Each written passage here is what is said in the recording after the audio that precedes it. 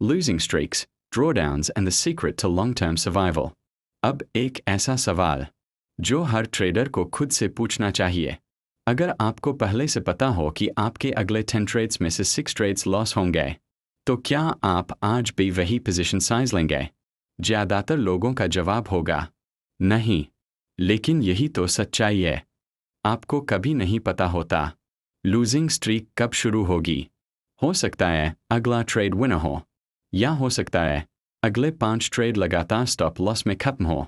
यही कारण है कि प्रोफेशनल ट्रेडर्स विनिंग स्ट्रीक के लिए नहीं, लूजिंग स्ट्रीक के लिए तैयारी करते हैं, क्योंकि ट्रेडिंग का असली टेस्ट प्रॉफिट में नहीं, ड्रॉडाउन में होता है। मैंने अपनी ट्रेडिंग में एक चीज नोटिस की, जब लगातार 3 या 4 लॉस होते थे तो मार्केट नहीं बदलती थी, मैं बदल जाता था।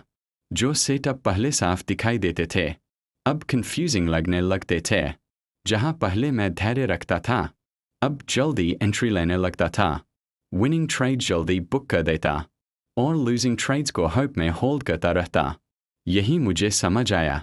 समस्या स्ट्रेटजी में नहीं थी, समस्या यह थी कि मेरी साइकोलॉजी मेरे रिस्क का भार नहीं उठा पा रही थी। और उसी दिन मैंने अपने लिए एक नया रूल बनाया। अगर लगातार 3 to 4 planned losses के बाद मेरा बिहेवियर बदलने लगे तो मैं अपना रिस्क अदा कर दूंगा। ध्यान रखिए, रिस्क कम करना कमजोरी नहीं है। रिस्क कम करना एक प्रोफेशनल डिसीजन है, क्योंकि ड्रॉडाउन में आपका पहला लक्ष्य प्रॉफिट कमाना नहीं होता, डिसीजन क्वालिटी वापस लाना होता है। मैंने भी एक समय ऐसा देखा जब मैंने अपना रिस्क अदा कर दिया। शुरुआत में प्रॉफिट छोटे लगने लगे। ईगो बार बार कहता था इतने छोटे रिस्क से बड़ा पैसा कैसे बनेगा। लेकिन कुछ ही दिनों बाद मैंने अपने अंदर बदलाव महसूस किया। स्टॉप लॉस हिट होने पर दर्द कम था। मैं रिवेंज ट्रेड नहीं ले रहा था, मैं एवरेज सेटअप छोड़ पा रहा था। मैं बिना बेचैनी के इंतज़ार कर पा रहा था। और तभी मुझे समझ आया, छोटा रिस्क सिर्फ कैपिटल नहीं बचाता, वह आपकी पेशेंस खरीदता है।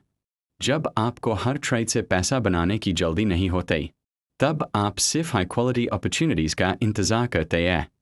और ट्रेडिंग में इंतज़ार करने वाला ट्रेडर हमेशा जल्दबाज ट्रेडर से आगे निकलता है। अब बात करते हैं 2% रिस्क की। क्या 2% गलत है? नहीं। लेकिन क्या हर ट्रेडर के लिए सही है? बिल्कुल नहीं। अगर आपके पास हेवी चेकमार्क टेस्टेड स्ट्रेटजी है, हेवी चेकमार्क कम से कम 100 to 200 ट्रेड्स का डेटा, हेवी चेकमार्क आपकी एक्सिक्यूशन कंसिस्टेंट है, हेवी चेकमार्क और 2% लॉस के बाद भी आपका बिहेवियर नहीं बदलता, तभी 2% कुछ ट्रेडर्स के लिए मैनेजेबल हो सकता है।